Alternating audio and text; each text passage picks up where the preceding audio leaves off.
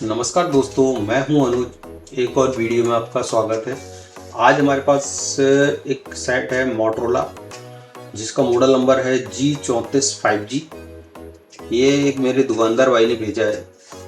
ये सेट अभी करंट में डेड है। उसका कहना था ये कभी कभी ये ऑन होता था और कभी कभी ये लोगो पे रहता था। फिलहाल में अभी डेड। इसमें जो देखा है मैंने, सबसे ज़्यादा इसमें प्रॉब्लम सीपीयू का आ रहा है। मैं एक बार इसका सीपीयू फिक्स करता हूँ और फिक्स करके चेक करूँगा कि इसका जो प्रॉब्लम है वो सॉर्ट आउट हो रहा है या नहीं हो रहा है।